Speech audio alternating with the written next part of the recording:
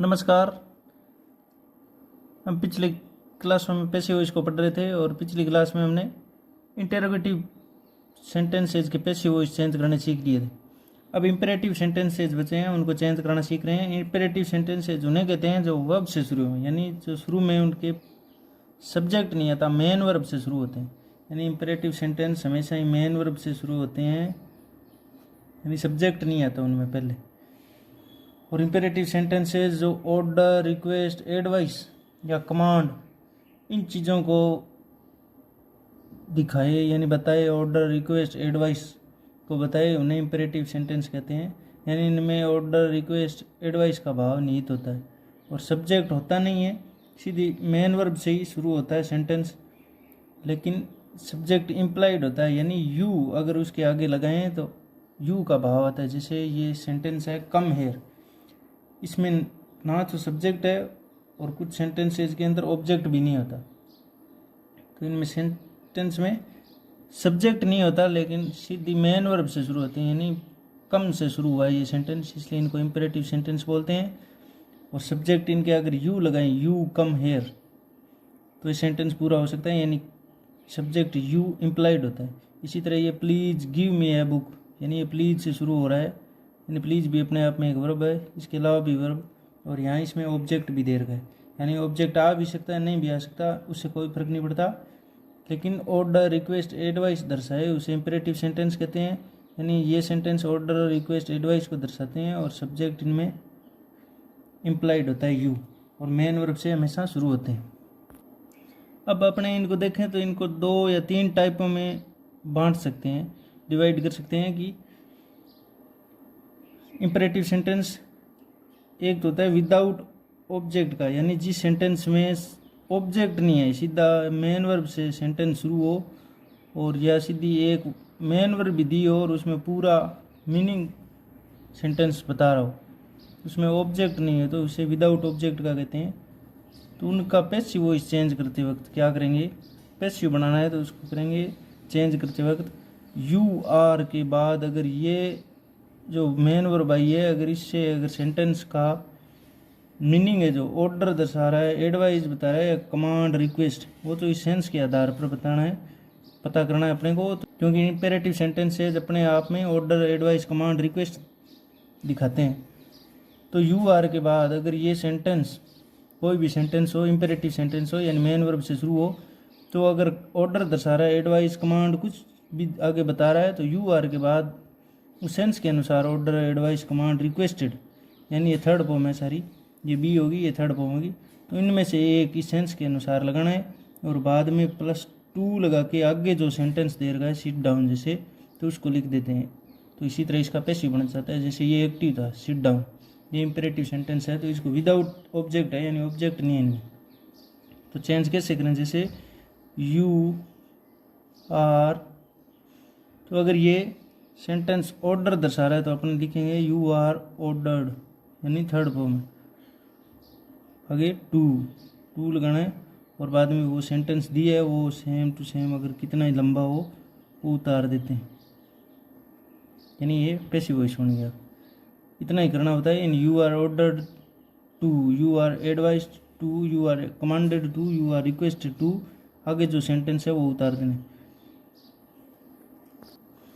इसी तरह second type है।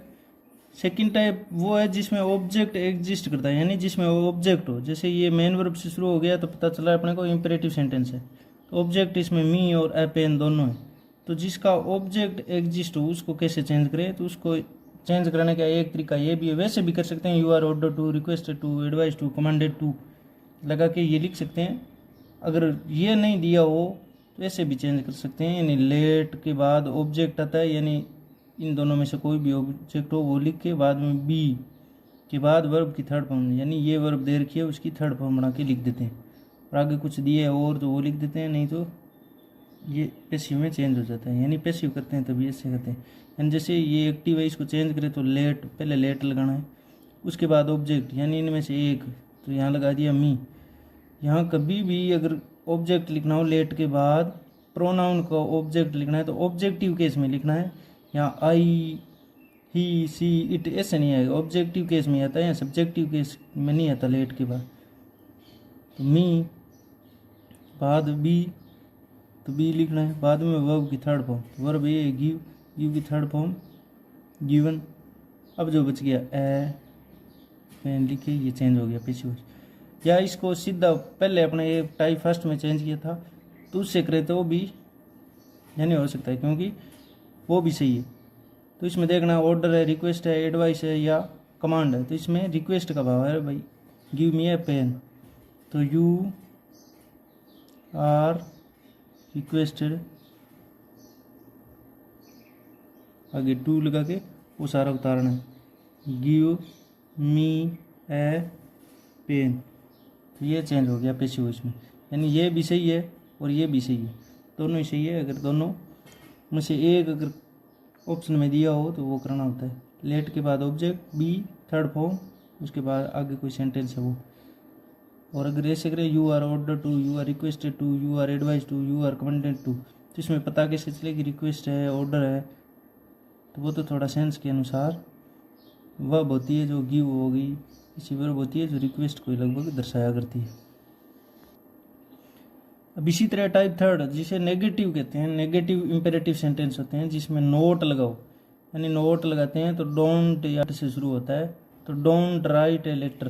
तो इसको कैसे चेंज करें, तो इसके सेम तरीके से जैसे ऊपर अपने किया था, you are order to, you are requested to, you are advice to, you are commanded to से भी चेंज कर सकते हैं। इसके अलावा जो लेट ऑब्जेक्ट भी वर्ब की थर्ड फॉर्म जो अपने ऊपर टाइप 2 में देखा था वैसे भी चेंज कर सकते हैं, लेकिन इसमें एक नोट एक्स्ट्रा है, तो उसको लगाने के लिए अपने करेंगे यू आर रिक्वेस्टेड या ऑर्डर्ड कुछ भी था, यानी रिक्वेस्टेड या ऑर्डर्ड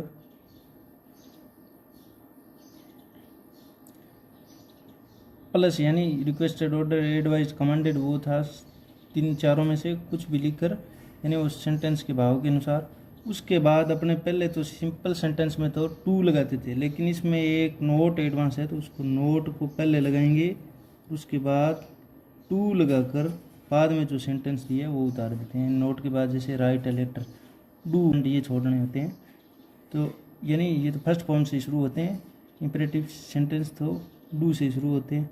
तो you are requested, ordered, advised, commanded के बाद नोट टू, हमेशा ही टू के पहले नोट लगेगा, ना कि ऐसे भी दे सकता है आपको टू नोट, तो ये गलत होता है। यानी ये टू के बाद नोट नहीं लगता, कभी भी पहले नोट लगेगा बाद में टू आएगा।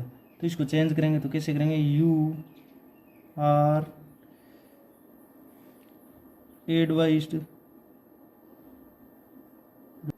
To write a letter. तो इस तरह ये सेंटेंस नोट पहले लगाया टू के और कुछ नहीं करना। अगर इसी को लेट वाले रूल से चेंज करें तो ये बी से पहले नोट लिखना है, यानी इसी को लेट से करें तो लेट बाद में ऑब्जेक्ट आएगा, लेटर नोट बाद में लगाते हैं बी, उसके बाद वर्ब की थर्ड फॉर्म तो रिटर्न। इसी तरह जैसे एक और सेंटेंस अपने चेंज करें, जैसे ये सेंटेंस है एक्टिव का, ओपन द गेट, तो इसको चेंज करना है तो कैसे करेंगे, you are ordered, requested, advice, उनमें से कुछ भी, ऑर्डर्ड टू, अब ये ओपन द गेट। इस प्रकार इंपेरेटिव सेंटेंस बहुत आसान होते हैं, बस ये याद रखना था, you are order to, you are requested to, you are advice to, you are commanded to के बाद वो सेंटेंस लिखना है। और नेगेटिव है तो नोट इनके बीच में यहाँ लिखना होता है, यानी टू से पहले नोट लिखना होता है। और अगर पॉजिटिव है सेंटेंस तो उसको सीधा ही टू के बाद लिखना होता है। और लेट वाले में let object be plus verb की थर्ड फॉर्म। तो कैसा लगा, पैसिव वॉइस इसी के साथ कंप्लीट हो जाते हैं। अच्छे लगे हो तो लाइक शेयर कमेंट ज़रूर करना और सब्सक्राइब भी ज़रूर करना। कमेंट के द्वारा बताया करो कैसा लगता है, अगर अच्छा लगता है तो रिस्पॉन्स भी दिया करो।